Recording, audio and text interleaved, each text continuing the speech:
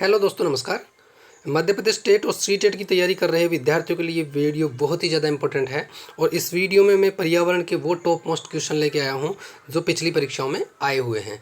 तो आप C TET की तैयारी कर रहे हैं या M P TET, U P TET, कहीं के भी टेट की तैयारी कर रहे हैं, ये question N C R T base के हैं। ठीक है, तो ये क्वेश्चन बहुत ही ज़्यादा इंपॉर्टेंट है और इनको देखना न भूलें।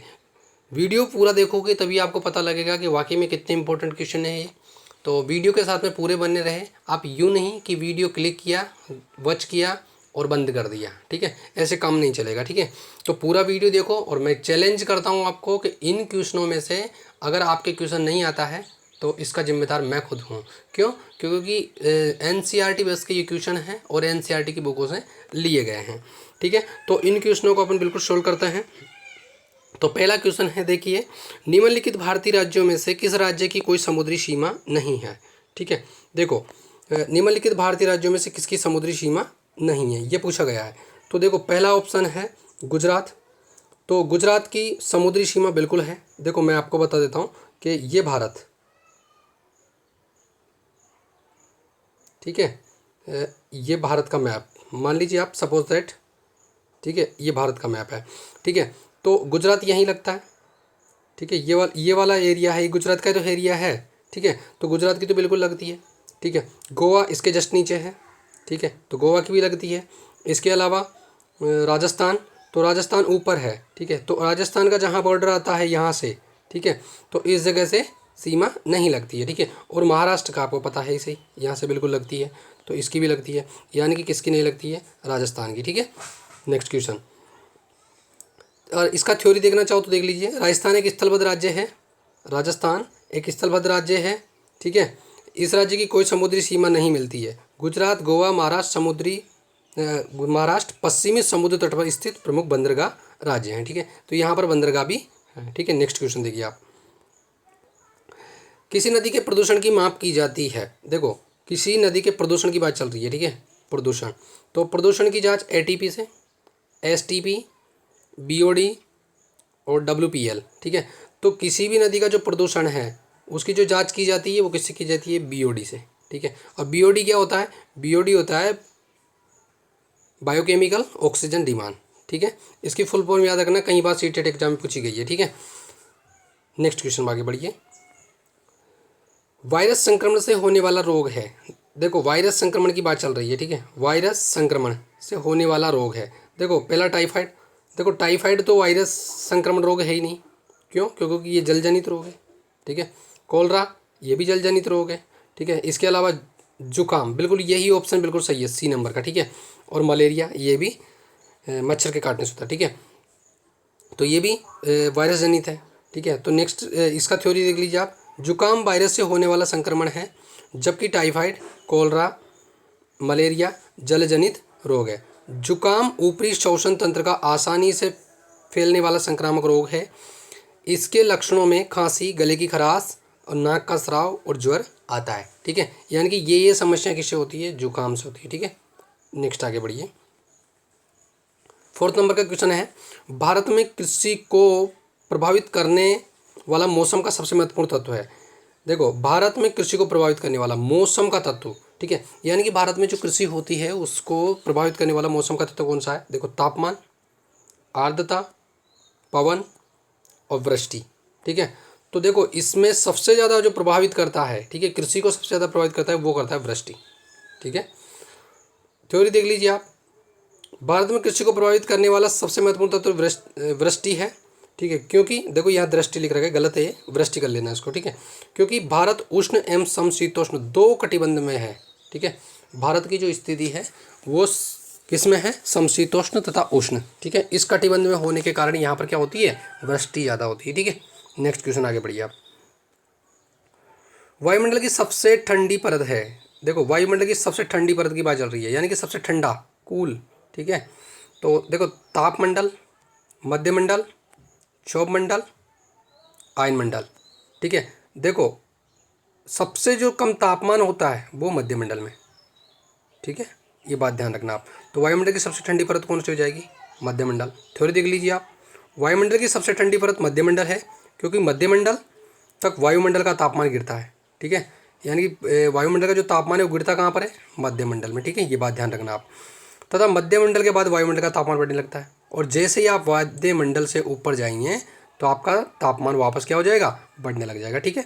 तो बी नंबर का ऑप्शन बिल्कुल राइट हो जाएगा, मध्यमंडल। नेक्स्ट क्वेश्चन देखिए आप, निम्नलिखित में से कौन सी एक ग्रीन हाउस गैस है, ग्रीन हाउस, ठीक है। देखो ग्रीन हाउस गैस कौन सी है, देखो पहला है सल्फर डाइऑक्साइड, ठीक है, दूसरा है ऑक्सीजन, तीसरा है ऑर्गन और मैथेन, ठीक है। देखो सल्फर डाइऑक्साइड तो ग्रीन हाउस गैस है क्या, आप बता दीजिए, नहीं है ना, बिल्कुल सही, तो ये तो गलत हो जाएगा। ऑक्सीजन ये भी नहीं है, ऑर्गन ये भी नहीं है, ठीक है, तो कौन सा हो जाएगा, मीथेन हो जाएगा। फोर्थ नंबर का ऑप्शन बिल्कुल राइट हो जाएगा, ठीक है। थ्योरी देख लीजिए आप, ग्रीन हाउस गैस वे गैसें हैं जो पृथ्वी के तापमान को बढ़ाने में सहायक है, यानी कि पृथ्वी का जो तापमान बढ़ाती है वो कौन सी गैसें होती हैं, ग्रीन हाउस गैसें होती है। और ग्रीन हाउस गैसें कौन कौन सी हैं, देखो ये भी देख लीजिए आप, CH4, मीथेन, ठीक है। कई बार पेपर में ये भी दे दिया जाता है इसका, ठीक है, इंग्लिश में CH4 है ना, तो ये ध्यान रखना। कार्बन डाइऑक्साइड CO2, ठीक है, ये ध्यान रखना, यहाँ सल्फर डाइऑक्साइड है या कार्बन डाइऑक्साइड है, ठीक है। तो कार्बन डाइऑक्साइड तो ग्रीन हाउस गैस है लेकिन सल्फर डाइऑक्साइड नहीं है, ठीक है। नाइट्रस ऑक्साइड N2O और क्लोरोफ्लोरोकार्बन CFC, ठीक है, कारखानों से निकलने वाली गैस CFC, ठीक है। नेक्स्ट क्वेश्चन देखिए आप, भारत में प्रोजेक्ट टाइगर की शुरुआत हुई, देखो 1973 से, 1982 से, 1992 से, 1996 से। तो देखो प्रोजेक्ट टाइगर की शुरुआत हुई थी, वो कब से हुई थी, 1973 से, पता है आपको, ठीक है। तो यही वाला ऑप्शन बिल्कुल सही हो जाएगा, ए नंबर ऑप्शन, ठीक है। तो अब प्रोजेक्ट टाइगर आया क्यों, ये थ्योरी देख लीजिए आप।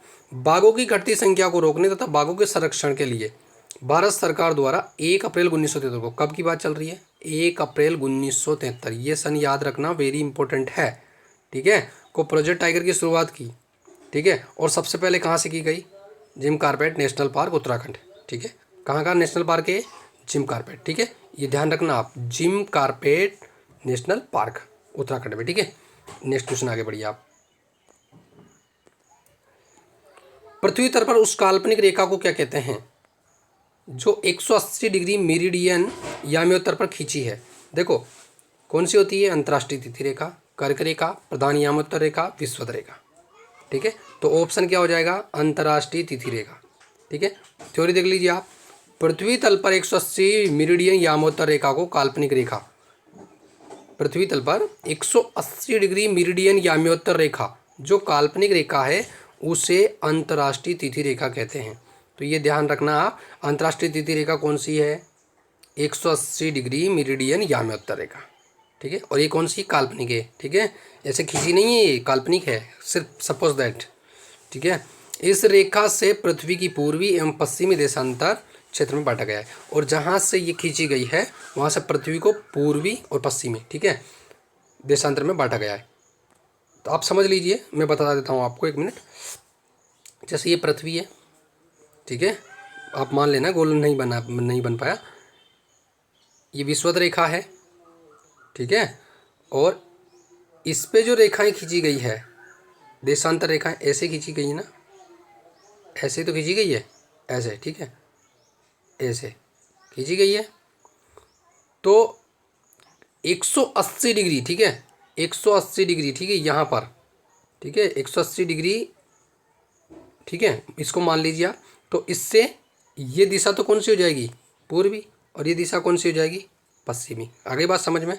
तो यानी कि ये इधर वाली जो रेखाएं हैं ये कौन सी हो जाएगी, पूर्वी देशांतर, और इधर वाली जो रेखाएं हैं ये वाली, ये कौन सी हो जाएगी, पश्चिमी देशांतर। आ गई बात समझ में। चलो आगे बढ़ते हैं। निम्नलिखित में से किस राज्य में gulf of Mannar marine park राष्ट्रीय पार्क स्थित है। गल्फ ऑफ मेरीन की बात चल रही, गल्फ ऑफ मन्नार यानी मेरीन पार्क गुजरात में, तो यहाँ तो बिल्कुल है ही नहीं। तमिलनाडु, बिल्कुल यही ऑप्शन सही है, बी नंबर का। अंडमान द्वीप में और पश्चिम बंगाल में, ठीक है। तो इसमें से ऑप्शन क्या हो जाएगा, गल्फ और मन्नार में, ठीक है। नेक्स्ट, तो इसका क्या हो जाएगा, गल्फ ऑफ मन्नार, ठीक है। और इसका थ्योरी देख लीजिए आप, गल्फ ऑफ मन्नार, देखो थ्योरी देख लीजिए इसकी, गल्फ ऑफ मन्नार मन्नार की खाड़ी में स्थित राष्ट्रीय पार्क भारत के तमिलनाडु राज्य में, ठीक है। कहाँ पर है, तमिलनाडु में, ठीक है। ये उथले पानी की खाड़ी है जो हिंद महासागर में लक्षद्वीप सागर के एक भाग का निर्माण करती है। भारत के रामेश्वरम द्वीप से लेकर श्रीलंका के मन्नार द्वीप तक स्थित यह भारत का दूसरा सबसे बड़ा बायो रिजर्व है। ये बात बिल्कुल ध्यान रखना, ठीक है, जो लास्ट की पंक्ति में की गई है। तो आपसे प्रश्न पूछा जा सकता है कि भारत का दूसरा सबसे बड़ा बायोस्फीयर रिजर्व है, ठीक है, तो कौन सा है, कौन सा है? अरे अभी बताया ना, गल्फ ऑफ मन्नार, ठीक है, मन्नार की खाड़ी। आगे बात समझ में। नेक्स्ट क्वेश्चन आगे बढ़िए आप। जनगणना 2011 के अनुसार भारत में लिंगानुपात है, देखो 940 1000, 916 1000, 920 100 और 982 100, ठीक है। तो ये तो ऑप्शन बिल्कुल गलत हो जाएंगे क्योंकि 100 से तो लिंगानुपात चेक किया जाता ही नहीं है, ठीक है ना। दूसरी बात का 1000 में बात करें तो अपन 916 तो था ही नहीं, 943 था, ठीक है। तो इसमें 943 का ऑप्शन नहीं है, तो पहला वाला ऑप्शन ही बिल्कुल सही हो जाएगा, ठीक है। 940 1000, ठीक है। इसको देख लीजिए सोल्यूशन करके, इसका ऑप्शन ए देख लीजिए आप। 2011 की जनगणना के अनुसार भारत में स्त्री लिंगानुपात 943 1000 है, ठीक है। ये थ्योरी है, ठीक है। नेक्स्ट आगे बढ़िए आप। निम्नलिखित में से किस एक प्राणी को किसान का मित्र कहा जाता है? देखो चींटी को, किसको? चींटी को, चींटी को तो कहा ही नहीं जाता। केंचुआ, मधुमक्खी, तितली। देखो केंचुए को क्या कहा जाता है? किसान का मित्र कहा जाता है, ठीक है। आगे बात समझ में। और इसका थ्योरी देख लीजिए। केंचुए को किसान का मित्र कहा जाता है क्योंकि केंचुआ नीचे मिट्टी को ऊपर तक लाने में कार्य करते हैं, जिससे मिट्टी अधिक उपजाऊ हो जाती है। आगे बात समझ में। तो किसान का मित्र कौन है? केंचुआ। केंचुए पालना चालू कर दीजिए भाई, किसान के बेटे जो हैं, ठीक है। आगे देखिए आप। पर्यावरण को बचाने के लिए चिपको आंदोलन से कौन सा राज्य जुड़ा हुआ है? देखो चिपको आंदोलन से कौन सा राज्य जुड़ा हुआ? उत्तर प्रदेश, झारखंड, छत्तीसगढ़। देखो झारखंड और छत्तीसगढ़ तो बिल्कुल है ही नहीं, ये तो बिल्कुल ऑप्शन गलत है। चिपको आंदोलन किससे संबंधित है? उत्तराखंड से संबंधित है। आगे बात समझ में। तीसरे नंबर का ऑप्शन बिल्कुल सही हो जाएगा, ठीक है। चिपको आंदोलन की थ्योरी देख लीजिए आप। चिपको आंदोलन क्या था? चिपको आंदोलन की शुरुआत वृक्षों के कटाव के विरुद्ध प्रसिद्ध पर्यावरणविद कौन कौन? सुंदरलाल बहुगुणा, एक बात की ध्यान रखना। दूसरा चंडी प्रसाद भट्ट, ये बात भी ध्यान रखना, दो लोग, ठीक है, कि नेतृत्व में उत्तराखंड के किस जिले में? चमोली में। ये प्रश्न कहीं बार आया भाई, ठीक है। किस जिले में? चमोली जिले में, ठीक है। इस आंदोलन को वर्ष 1973 में प्रारंभ किया गया था। कब किया गया था? 1973। तो आपके 3-4 प्रश्न सोल्व हो गए। किस जिले में? चमोली जिले में। कब? 1973 में। किसके नेतृत्व में? सुंदरलाल बहुगुणा और चंडी प्रसाद भट्ट। आगे बात समझ में। तो क्या हो जाएगा इसमें? उत्तराखंड हो जाएगा, ठीक है। नेक्स्ट देखिए आप। जीवों के व्यवहार का अध्ययन किया जाता है। जीवों के व्यवहार का अध्ययन किया जाता है, किस में किया जाता है? देखो ईटियोलॉजी में, नियोलॉजी में। ईटियोलॉजी, नियोलॉजी, ईथोलॉजी और डेमोलॉजी, ठीक है। 4 ऑप्शन है ये। देखो तो किस में किया जाता है भाई? किस में किया जाता है? ये किया जाता है ईथोलॉजी में, ठीक है। जीवों के व्यवहार का अध्ययन किस में किया जाता है? ईथोलॉजी में, ठीक है। तो जीवों के व्यवहार का अध्ययन किस में किया जाता है भाई? ईथोलॉजी में किया जाता है, ठीक है। थ्योरी देख लीजिए। जीवों के व्यवहार का अध्ययन विज्ञान क्या कहला जाता है? ईथोलॉजी की क्या कहा जाता है, ठीक है। नियोलॉजी विषय के अंतर्गत, नियोलॉजी की बात है तो नियोलॉजी ये वाला, ठीक है। नियोलॉजी विषय के अंतर्गत तंत्रिका तंत्र से संबंधित रोगों का अध्ययन किया जाता है, ठीक है। किसी व्यक्ति को तंत्रिका तंत्र से संबंधित कोई रोग है तो उसका अध्ययन किया जाता है किसमें? नियोलॉजी में, ठीक है। और ईथोलॉजी में जीवों के व्यवहार का अध्ययन। नेक्स्ट क्वेश्चन देखिए आप। समुद्री शैवाल किसका महत्वपूर्ण स्रोत है? देखो समुद्री शैवाल क्लोरीन का, ब्रोमीन का, लोहा का, आयोडीन का। देखो समुद्री जो शैवाल है वो किसका स्रोत है? आयोडीन का। आगे बात समझ में। आगे देखिए आप, इसका थ्योरी वो देख लीजिए आप। समुद्री शैवाल आयोडीन के प्रमुख स्रोत माने जाते हैं। इनकी कमी से ग्वाइटर, घेंगा, ठीक है, घेंगा। आयोडीन की कमी से क्या हो जाता है? घेंगा रोग हो जाता है, जिसमें थायराइड ग्रंथि में क्या हो जाता है? सूजन हो जाता है। समुद्री शैवालों में आयोडीन की प्रचुरता वाले शैवाल लेमिनेरिया या शैवाल है, ठीक है। आगे बात समझ में। नेक्स्ट क्वेश्चन देखिए आप।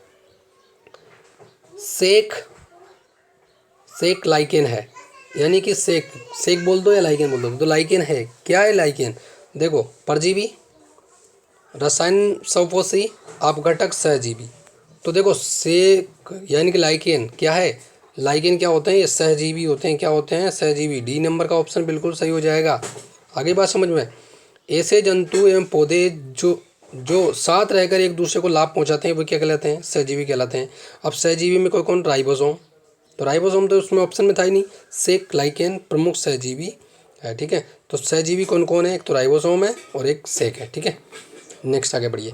सीएनजी का ईंधन के रूप में किसमें इस्तेमाल होता है? देखो सीएनजी का वाहनों में, उद्योगों में, खाना बनाने में, वाहनों एवं उद्योगों में। देखो सीएनजी का जो प्रयोग होता है किसमें होता है? वाहनों में होता है। आगे बात समझ में, ठीक है। इसके अलावा कहाँ होता है सीएनजी का प्रयोग? उद्योगों में होता है। आगे बात समझ में। तो देखो यहाँ एक एक ऑप्शन ये भी सही है, ये भी सही है, लेकिन फोर्थ नंबर का जो ऑप्शन दे रखा है वो ये दे रखा है कि दोनों वाहनों एवं उद्योगों में। तो बिल्कुल सही, फोर्थ नंबर का ऑप्शन बिल्कुल सही हो जाएगा। तो डी नंबर हो जाएगा। डी की थ्योरी देख लीजिए आप। सीएनजी का फुल फॉर्म क्या होता है? कॉम्प्रेस्ड नेचुरल गैस, ठीक है। का उपयोग कहाँ किया जाता है? वाहनों एवं उद्योगों में। किसके रूप में किया जाता है? ईंधन के रूप में। तो आपसे प्रश्न ये भी पूछा जा सकता है कि वाहनों एवं उद्योगों में सीएनजी का प्रयोग किस रूप में किया जाता है? ईंधन के रूप में किया जाता है। देखो यार थ्योरी कैसे भी पूछी जा सकती है आपसे, है ना। तो एक एक चीज़ इंपॉर्टेंट है। आप एक एक चीज़ पे ध्यान दीजिए। आप ये नहीं है कि आपने क्वेश्चन लगा लिए और काम हो गया अपना, नहीं नहीं, पूरे क्वेश्चन ध्यान से पढ़ने पड़ेंगे। अगर एमपी टेट निकालना है, सी टेट निकालना है तो, यूपी टेट निकालना है तो, ठीक है। आगे बात समझे, कहीं का भी टेट हो। अब मैं गारंटी दे रहा हूँ आपको 27 नंबर मिलेंगे अगर मेरे 20 से 25 टेस्ट लगा लिया आपने तो। चैलेंज है इस बात का, ठीक है। आगे चलिए आप। पर्यावरण जागरूकता का किसके द्वारा सृजन किया जा सकता है? पर्यावरण जागरूकता की बात चल रही है। देखो ये पेडागोजी का प्रश्न है। आगे बात समझ में, पेडागोजी का प्रश्न है कि पर्यावरण जागरूकता का किसके द्वारा सृजन किया जाता है? देखो व्याख्यान के द्वारा, क्षेत्रीय भ्रमण के द्वारा, समूह वार्तालाप द्वारा, अध्ययन द्वारा। देखो पर्यावरण के प्रति जागरूकता फैलानी है आपको। क्या करना है? प्रश्न को समझिए आप, ठीक है। पर्यावरण जागरूकता का किसके द्वारा सृजन किया जाता है? तो देखो व्याख्यान के द्वारा। व्याख्यान दोगे तो आप जागरूकता कैसे होगी भाई? नहीं होगी ना। समूह वार्तालाप करते रहो आप, समूह वार्तालाप कोई दिक्कत नहीं। अध्ययन करते रहो, नहीं। क्षेत्रीय भ्रमण जरूरी है। अगर आप उस क्षेत्र का भ्रमण करेंगे तो आपको क्या हो जाएगी? पर्यावरण के प्रति क्या हो जाएगी? जागरूकता का क्या क्या है पर्यावरण में, क्या नहीं है, ठीक है। थ्योरी देख लीजिए। विद्यार्थियों में पर्यावरण जागरूकता का सृजन करने के लिए उनको क्या करना चाहिए? क्षेत्रीय भ्रमण करना चाहिए, जिसके तहत उनकी वास्तविक पर्यावरण व मानव जीवन में उनकी उपयोगिता का ज्ञान होगा। आगे बात समझ में। पर्यावरण संरक्षण के लिए भी प्रोत्साहित होंगे। नेक्स्ट क्वेश्चन देखिए आप। एलपीजी किसका संक्षिप्त रूप है? देखो एलपीजी की बात चल रही है। लो पेड गैस, ये तो बिल्कुल गलत है भाई, ठीक है। लो पैसेंजर गाड़ी, ये भी बिल्कुल गलत है। लिक्विड पेट्रोलियम गैस और लोकल पेट्रोलियम गैस, ठीक है। तो ये दो ऑप्शन, तो इसमें से ये तो गलत है। लोकल पेट्रोलियम गैस ये तो हो ही नहीं सकता। लिक्विड फाइट होता है, लिक्विड फाइट पेट्रोलियम गैस, ठीक है। कई बार ये भी पूछा लिक्विड पेट्रोलियम गैस, तो ये भी ऑप्शन बिल्कुल सही हो जाएगा, ठीक है। थ्योरी देख लीजिए आप। एलपीजी द्रवित पेट्रोलियम गैस यानी कि लिक्विड पेट्रोलियम गैस का प्रयोग घरेलू ईंधन के रूप में प्रयोग किया जाता है। आगे बात समझ में। एलपीजी के मुख्य अवयव क्या क्या है? प्रोपेन और ब्यूटेन। ये प्रश्न ज़्यादा ध्यान रखना आप, ठीक है। तो एलपीजी किसका संक्षिप्त रूप है? किसका संक्षिप्त रूप है? किसका अवयव है? ब्यूटेन और प्रोपेन। ये बात बिल्कुल ध्यान रखना आप, ठीक है। आगे चलिए आप। पृथ्वी पर पहुंचने से पहले ओजोन परत किन किरणों को अवशोषित करती है? देखो गामा किरणों को, एक्स किरणों को, पराबैंगनी किरणों को, बीटा किरणों को। देखो पृथ्वी पर पहुंचने से पहले ओजोन परत किसका अवशोषण करती है? पराबैंगनी किरणों को करती है। सी नंबर का ऑप्शन बिल्कुल सही हो जाएगा। थ्योरी देख लीजिए आप। सूर्य से आने वाली हानिकारक पराबैंगनी किरणों को ओजोन परत द्वारा अवशोषित कर लिया जाता है, जिससे ये किरण पृथ्वी पर नहीं पहुंच पाती है। ओजोन परत की सांद्रता डॉप्सन इकाई से मापी जाती है। ये बिल्कुल बात ध्यान रखना। पराबैंगनी किरणें, देखो ओजोन परत की सांद्रता, ये भी ध्यान रखना। ओजोन परत की सांद्रता किससे नापी जाती है? डॉप्सन, ठीक है, डॉप्सन। नेक्स्ट क्वेश्चन देखिए आप। चमगादड़ स्तनधारी है क्योंकि वह देखो उड़ता है, रात्रिचर है, शाकाहारी है, बच्चे देता है। देखो चमगादड़ स्तनधारी, देखो स्तनधारी कौन होते हैं? स्तनधारी वे होते हैं जो बच्चे देते हैं। आगे बात समझ में। रात्रिचर तो है ही सही, वो उड़ता भी है, वो ये भी बात सही है। शाकाहारी है वो, ये भी बात सही, ठीक है। तो इसका डी नंबर का ऑप्शन बिल्कुल सही हो जाएगा। यानी कि जीव वैज्ञानिकों ने चमगादड़ को क्या बताया है? स्तनधारी वर्ग में रखा है, क्योंकि चमगादड़ बच्चे को जन्म देती है तथा उन्हें दूध पिलाती है। चमगादड़ एक रात्रिचर प्राणी है। आ गई बात समझ में। नेक्स्ट आगे बढ़िए आप। पर्यावरण की परिभाषा क्या है? पर्यावरण की परिभाषा, ठीक है। अबायोटिक एवं बायोटिक घटक, समुद्र तल के नीचे पृथ्वी पर वस्तुएं, चीज़ें जो हमको घेरती है, उपरोक्त में से कोई नहीं। देखो बायोटिक एबायोटिक, देखो बायोटिक क्या होता है और एबायोटिक क्या होता है। देखो आपने नाम सुना होगा, एक तो जैविक, जैविक ठीक है, और एक होता है अजैविक, अजैविक। आ गई बात समझ में, यानी कि जैविक अजैविक, इसी को इंग्लिश में कहा जाता है एबायोटिक और बायोटिक। ठीक है, बायोटिक घटक और एबायोटिक घटक। तो पर्यावरण की परिभाषा क्या है, जैविक और अजैविक, अजैविक अजैविक मिलकर क्या बनाते हैं, पर्यावरण बनाते हैं। आगे बात समझो तो ये नंबर का ऑप्शन बिल्कुल सही हो जाएगा। थ्योरी देख लीजिए आप, पर्यावरण अनेक तत्वों से मिलकर बना है। ठीक है, अनेक तत्वों से मिलकर बना है जो व्यवस्थित समूह में होता है, जिसमें सभी घटक कौन कौन से, बायोटिक अबायोटिक, प्रकृति में संतुलित रूप से रहते हैं। ठीक है, नेक्स्ट क्वेश्चन देखिए आप, निम्नलिखित अंतर्राष्ट्रीय संस्थाओं में से कौन सी संस्था वन्य जीव संरक्षण के लिए के प्रति समर्पित है। देखो पर्यावरण संरक्षण की बात चल रही है, तो पर्यावरण अंतर्राष्ट्रीय संस्था पर्यावरण संरक्षण की बात चल रही है वन्य जीव संरक्षण के लिए। देखो कौन सी संस्था, देखो UNFPA, ठीक है, UNDP, यूनेस्को, WHO। ठीक है, तो इसमें से कौन सा ऑप्शन सही हो जाएगा। देखो इसका ऑप्शन मेरे हिसाब से भी गलत है, मैं भी मान रहा था, मैं सोच रहा था, तभी मैं सोच रहा था कि इसका ऑप्शन गलत होना चाहिए। ठीक है, तो इसके चारों ही ऑप्शन गलत है भाई, ये ध्यान रखना आप। थ्योरी देख लीजिए आप, इसकी थ्योरी देख लीजिए आप, विकल्प में दिए गए सभी विकल्प गलत हैं, सभी गलत हैं। इनमें से कोई भी संस्था वन्यजीव संरक्षण से संबंधित नहीं है। ठीक है, कोई भी संस्था नहीं है वन्यजीव संरक्षण के लिए। IUCN फुल फॉर्म देख लीजिए, international union for conservation nature, ये फुल फॉर्म 101% याद कर लेना भाई, मैं चैलेंज कर रहा हूँ, ये बहुत ज़्यादा इंपॉर्टेंट है। ठीक है, तो IUCN की फुल फॉर्म क्या है, IUCN की full form international union for conservation of nature, 2-4 बार बोल लीजिए, याद हो जाएगी। ठीक है, नेक्स्ट आगे बढ़ते हैं। कृत्रिम वर्षा के लिए मेघ बीजन के लिए प्रयुक्त रसायन है, मेघ बीजन के लिए देखो आपको कृत्रिम वर्षा करनी है, देखो वर्षा कृत्रिम हो जाती है भाई। ठीक है, देखो युग चेंज हो रहा है, आप ये ध्यान रहे, आप ये ना सोचे कृत्रिम वर्षा नहीं हो सकती। ठीक है, तो इसके लिए जिम्मेदार कौन है, देखो sulphur nitrate, potassium bromide, silver iodide, potassium nitrate. देखो कृत्रिम वर्षा के लिए मेघ बीजन के लिए जिम्मेदार कौन है, सिल्वर आयोडाइड। ठीक है, सिल्वर आयोडाइड, मैंने सल्फर आयोडाइड बोल दिया था, सिल्वर आयोडाइड। ठीक है, तो सिल्वर आयोडाइड का प्रयोग कृत्रिम वर्षा कराने के लिए मेघ बीजन में रूप में किया जाता है, ये इसकी थ्योरी है। ठीक है, नेक्स्ट आगे बढ़िए आप, 24 नंबर का क्वेश्चन है, बायोडीजल तैयार किया जाता है। देखो बायोडीजल यूट्रिकुलेरिया, जेट्रोफा, देवदार, यूकेलिप्टस। देखो बायोडीजल जो तैयार किया जाता है ना, वो जेट्रोफा से किया जाता है भाई, जेट्रोफा। ठीक है, थ्योरी देख लीजिए आप, बायोडीजल का निर्माण जेट्रोफा, करकास, पेंगोमिया आदि के पौधों से होता है। देश का पहला बायोडीजल संयंत्र, ये बात बिल्कुल याद रखें भैया। ठीक है, ये प्रश्न पूछा जा सकता है आपसे, देश का पहला बायोडीजल संयंत्र कहाँ, काकीनाडा आंध्र प्रदेश। ठीक है, काकीनाडा आंध्र प्रदेश में स्थापित किया गया था। ठीक है, नेक्स्ट क्वेश्चन देखिए आप, विश्व ओजोन दिवस मनाया जाता है। देखो विश्व ओजोन दिवस 21 मार्च, गलत है, 21 मार्च को मनाया ही नहीं जाता कोई सा पर्यावरण दिवस। 25 अप्रैल, ये भी गलत है। 5 जून, ये तो आपको पता है ही सही, 5 जून को क्या मनाया जाता है, पर्यावरण दिवस। ठीक है, तो ओजोन परत दिवस कब मनाया जाता है, 16 सितंबर को। आगे बात समझ में, थ्योरी देख लीजिए आप, विश्व ओजोन दिवस पूरे विश्व में प्रत्येक वर्ष 16 सितंबर को मनाया जाता है। यह दिवस ओजोन संरक्षण के प्रति जागरूकता के लिए मनाया जाता है। ठीक है, नेक्स्ट क्वेश्चन आगे बढ़िए आप, सिल्वी कल्चर से संबंधित है। सिल्वी कल्चर, देखो वन एवं वन्य उत्पाद, सिल्क, उर्वरक और फूल। देखो सिल्वी कल्चर का संबंध किससे है, वनों से संबंधित है और वन्य उत्पाद से संबंधित। आगे बात समझ में, सिल्वी कल्चर के अंतर्गत वन एवं वन्य सामग्रियों का उत्पादन किया जाता है। आगे बात समझ में, नेक्स्ट क्वेश्चन आगे बढ़िए आप, निम्नलिखित में से किस जनपद में चंद्रप्रभा वन्यजीव अभ्यारण्य है। चंद्रप्रभा, देखो लखीमपुर खीरी, चंदौली, वाराणसी, लखनऊ। देखो बी नंबर का ऑप्शन बिल्कुल सही हो जाएगा, चंदौली में, जैसे चंदा जैसे चंद्रप्रभा। आगे बात समझ में, जैसे चंदौली जैसे चंद्रप्रभा, याद रखना चंद्रप्रभा वन्य जीव अभ्यारण्य कहाँ है, चंदौली में। ठीक है, थ्योरी देख लीजिए आप, उत्तर प्रदेश के चंदौली जिले में चंद्रप्रभा वन्य जीव अभ्यारण्य स्थित है।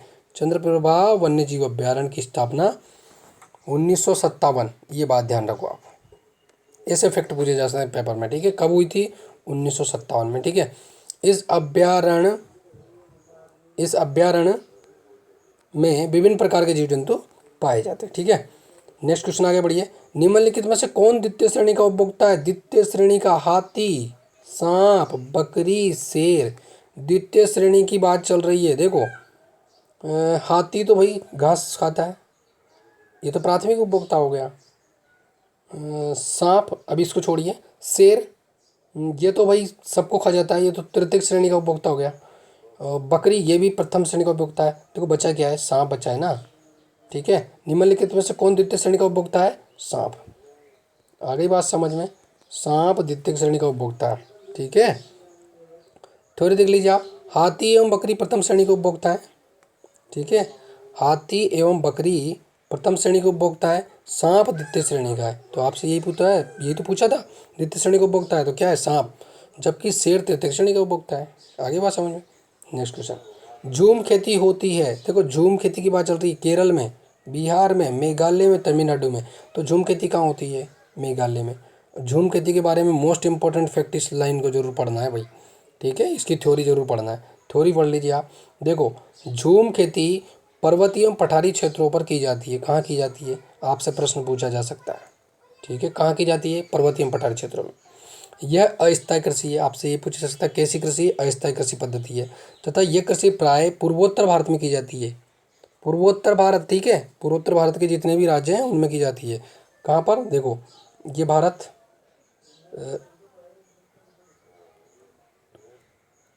ये देखिए आप, इसको भारत मान लीजिए आप, ठीक है।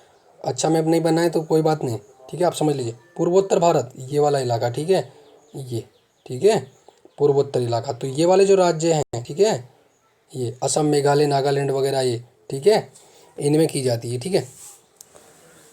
मेघालय, नागालैंड, मणिपुर आदि राज्यों में की जाती है। झूम कृषि एक प्रकार की आदिम प्रकार की कृषि है, जिससे पहले वृक्षों एवं वनस्पतियों को काटकर उन्हें जला दिया जाता है और साफ की गई भूमि पर क्या किया जाता है? उपकरणों के द्वारा जुताई कृषि की जाती है।